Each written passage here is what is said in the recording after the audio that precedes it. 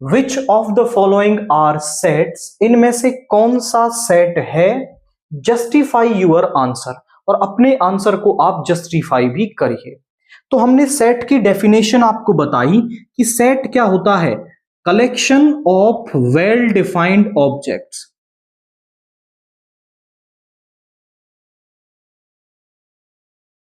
कि जिसकी डेफिनेशन एकदम क्लियर हो, मतलब जो वेल डिफाइंड हो, उन ऑब्जेक्ट्स के कलेक्शन को हम क्या कहते हैं, आपका सेट कहते हैं।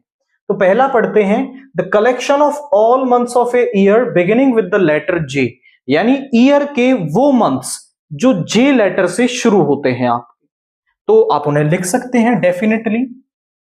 वो होंगे जनवरी, उसके बाद आपका आएगा जून, उसके बाद जुलाई एंड अगस्त, सितंबर, अक्टूबर, नवंबर, दिसंबर। इसके अलावा तो कोई और मंथ नहीं होता, यानी वेल डिफाइंड कलेक्शन है। So this is a set. अब आप इसे डिस्क्राइब कैसे करोगे, आप कहेंगे, आप, मैं एक के लिए लिखना बता रहा हूं, आप सभी में वही स्टाइल कॉपी कर लेंगे। आप कैसे कहोगे, collection of all months of a year beginning with letter J, beginning with the letter J, is a well defined collection, well defined collection, everyone can identify, everyone can identify which month belong to the set.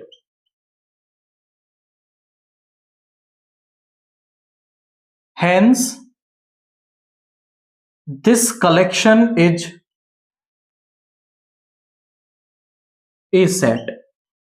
तो ये collection जो है वो एक set है। आप देखो किस तरह से बताओगे, हर क्वेश्चन के अंदर पहले वो स्टेटमेंट लिख दोगे, is a well defined collection. क्यों है well defined collection, everyone can identify कि जो कौन सा महीना है वो इस सेट में होगा, इस वजह से हमने इसे क्या कह दिया है, सेट कह दिया है आपका।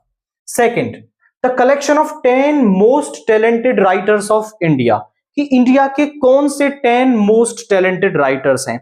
अब आप ये वर्ड समझ लें, most talented, best cricket batsman, और या फिर हम कह दें कि आपसे कि यहां पर मोस्ट डेंजरस, इस तरह के जो वर्ड्स हैं ये आपका वेल डिफाइंड स्टेटमेंट नहीं होते हैं। क्योंकि आप समझें कि टैलेंट, अब टैलेंट की बात करें तो मैं कह रहा हूं कि भाई, जैसे मैं समझता हूं कि मुंशी प्रेमचंद बहुत टैलेंटेड है, तो वो 10 मोस्ट टैलेंटेड में होने चाहिए। लेकिन आप कहेंगे कि नहीं, मुंशी प्रेमचंद नहीं, कि आप किसी दूसरे पोइट का नाम लें, दूसरे राइटर का नाम लें, तो वो आप कहेंगे कि वो टैलेंटेड है। तो ये पर्सन टू पर्सन वेरी करता है, सबकी अपनी सोच पर डिपेंड करता है कि कौन मोस्ट टैलेंटेड है आपका। तो ये वेल डिफाइंड कलेक्शन नहीं है, सो सेट नहीं होगा। अब आप इसे डिस्क्राइब कैसे करोगे, आप इसे लिखोगे, the collection of 10 most talented writers of India is not a well-defined collection because determining criteria of talent, criteria of talent। अब देखिए कोई क्राइटेरिया तो है नहीं भाई, क्राइटेरिया क्या होता भाई, क्राइटेरिया होता टैलेंट का, जैसे जिसने सबसे ज्यादा लिखे, ऐसा कहता वो सबसे ज्यादा नॉवेल्स लिखे, सबसे ज्यादा शॉर्ट स्टोरीज लिखी, तो हम बता पाते कि किसने सबसे ज्यादा लिखे। लेकिन टैलेंट का तो कोई क्राइटेरिया नहीं है, कोई कविताएं अच्छी लिखता है, कोई शॉर्ट स्टोरीज अच्छी लिखता है, तो ये तो डिपेंड नहीं करता। आप कहेंगे determining criteria of talent differ from person to person, कि ये पर्सन टू पर्सन ना चेंज होता रहता है आपका, हर आदमी के लिए अलग क्राइटेरिया होगा। So this collection is not a set.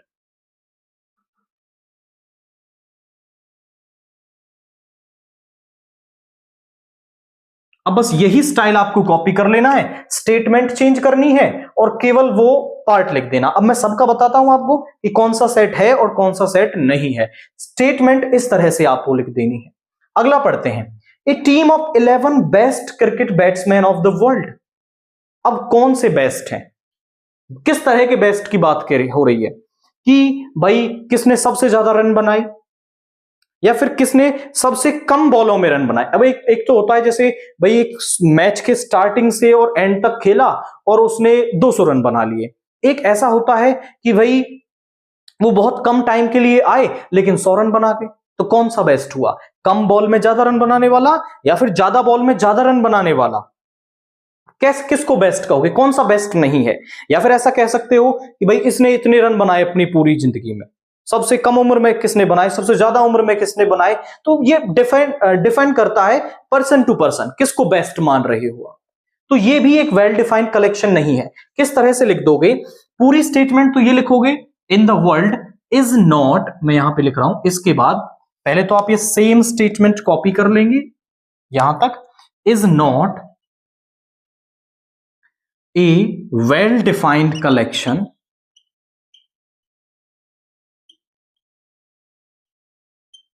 because determining criteria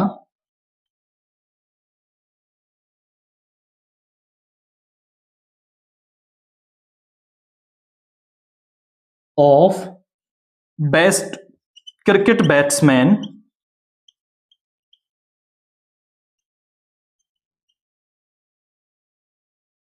differ from person to person। Same लिखना है, differ from person to person, so hence this collection is not a set, this collection is not a set। अब मैं केवल बोल के बताऊंगा, आगे आप लिख लेंगे।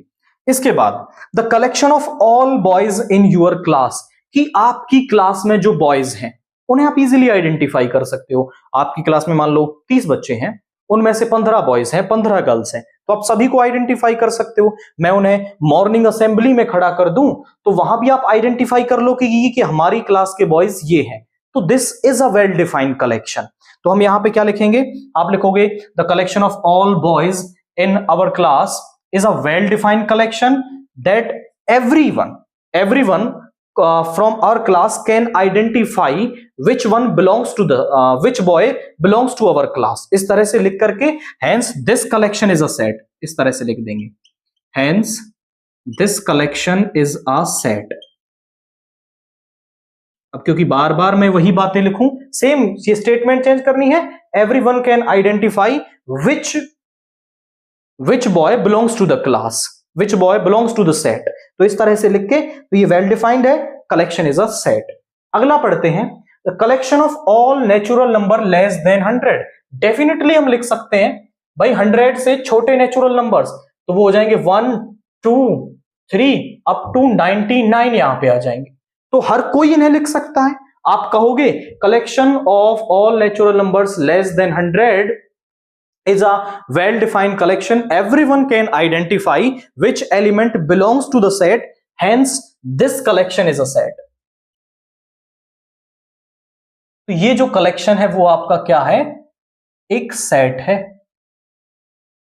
इसके बाद एक collection of novels written by writer Munshi Premchand. Munshi Premchand ji ने जो नोवेल्स लिखे हैं वो उनका कलेक्शन, तो डेफिनेटली ये एक सेट होगा, क्योंकि कितने नॉवेल्स लिखे हैं मुंशी प्रेमचंद जी ने अपनी लाइफ में, केवल 14 नॉवेल्स लिखे हैं और बहुत सारी शॉर्ट स्टोरीज और लिखी हैं उन्होंने, बट नॉवेल्स जो है वो 14 लिखे हैं। तो क्या हम ये नहीं बता सकते, अब एक्चुअली हमारे माइंड में नहीं है तो हम इंटरनेट से देख करके निकाल तो सकते हैं, हमें पता चल जाएगा कि कौन से 14 नॉवेल्स हैं। तो यहां पर आप लिखोगे सेम तरीके से कि this is a well defined collection, hence this collection is a set. ये जो कलेक्शन है इज अ सेट। इसके बाद the collection of all even integers, सारे इवन इंटीजर्स हम लिख सकते हैं, हम लिख सकते हैं कि आपका यहां पे 0, 2, 4 एंड -2, -4 एंड सो ऑन। हालांकि जो ये सेट बनेगा वो एक इनफाइनाइट सेट बनेगा, बट वेल डिफाइंड तो है, सेट तो है, इनफाइनाइट चाहे हो सेट तो बन रहा है आपका। तो आप कहेंगे कि सेम तरीके से hence this collection is a set, this collection is a set. इसके बाद the collection of all questions in this chapter, similarly आप देख सकते हो भाई इस चैप्टर में कितने क्वेश्चंस हैं, लिमिटेड नंबर ऑफ क्वेश्चंस हैं, तो ये भी क्या होगा आपका, hence this collection is a set, this collection is a set. इसके बाद एक collection of most dangerous animal of the world. अब किसको डेंजरस कहोगे भाई, लोगों को अलग अलग तरीके से डेंजरस दिखता है।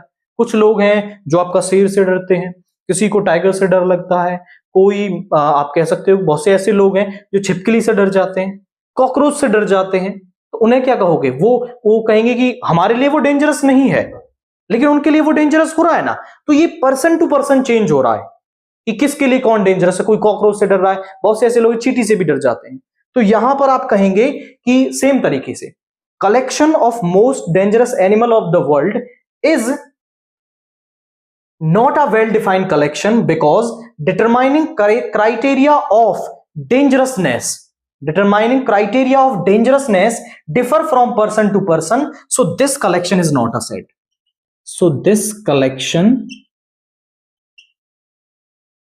is not a set। तो ये जो कलेक्शन है आपका वो सेट नहीं होगा। जो क्राइटेरिया है वो आप जो लाइंस है वो यहां से कॉपी कर लेंगे, केवल चेंजेस कर देने हैं उसके अंदर। तो आपने समझा कि कौन सा जो कलेक्शन है वो सेट होता है और कौन सा सेट नहीं होता है। जहां पर आपका वेल डिफाइंड है, आपके माइंड में वो बन रहा है कि है, तो वो आपका वेल डिफाइंड कलेक्शन सेट है, अदरवाइज वो सेट वहां पर नहीं होगा।